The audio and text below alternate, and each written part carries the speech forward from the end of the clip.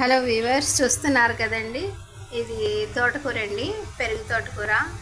మనందరికీ తెలిసిందే. ఇప్పుడు మనం దీంతో తోటకూర పప్పు తయారు చేద్దామండి. చూడండి, కందిపప్పు అండి, బాయిల్ అవుతుందండి. గంట ముందుగా నానబెట్టేసామండి. దాదాపుగా ఒక పెద్ద కప్పుతో కందిపప్పు నానబెట్టేసామండి. ఇక తోటకూరని చిన్న పీసెస్ లాగా కట్ చేసుకున్నామండి. వాటర్తో బాగా వాష్ చేసామండి. ఈ కాడల్ని కూడా ఇలాగా చిన్న చిన్న పీసెస్ లాగా కట్ చేసామండి. కొద్దిగా పసుపు అండి, ఇక 2 పచ్చిమిర్చి పీసెస్ అండి. ఇవన్నీ ఇప్పుడు మనం ఇందులో యాడ్ చేసేద్దామండి. వెరీ సింపుల్ ప్రాసెస్ ఏనండి.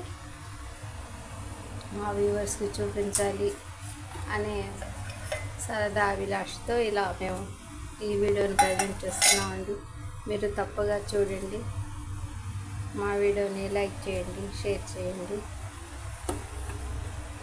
ఇలాగా తోటకూరని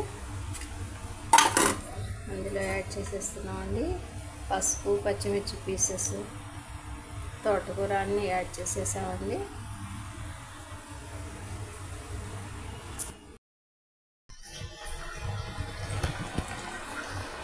చూస్తున్నారు కదండి, మన పప్పు ఈ విధంగా బాగా మెత్తగా ఉడికిపోయిందండి. ఇప్పుడు ఇందులో మనం ఇవన్నీ చేరుస్తామండి. పెద్ద సైజు టమాటా అండి, కొద్దిగా చింతపండు అండి, 1 స్పూన్ కారం అండి, 1 స్పూన్ ఉప్పు అండి,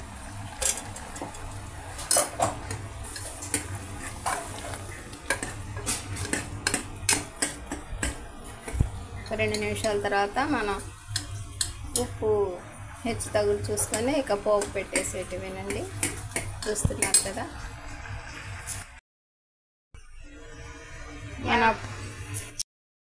మన పోపు మసాలా కూడా చక్కగా ఫ్రై అయిపోయిందండి. చూస్తున్నారు కదా, కర్రీ లీవ్స్, తిరమాత గింజలు, పెద్దల్లిపాయ పీసెస్, చిన్నుల్లిపాయ రేఖలతో తిరిగినంత ఈ విధంగా చక్కగా అయిపోయిందండి. ఇక ఈ పప్పు కూడా మనం మెత్తగా స్మాష్ చేసేసామండి. చూస్తున్నారు కదండి, అందులో ఇక మనం పోపు పెట్టేసేటమేనండి. మా ఈ చిన్ని వీడియో నచ్చితే బీబీ షఫికా సోనా హోమ్లీ కిచెన్ షార్ట్స్ని లైక్ చేయండి, షేర్ చేయండి, సబ్స్క్రైబ్ చేయండి ప్లీజ్. చూస్తున్నారు కదండి,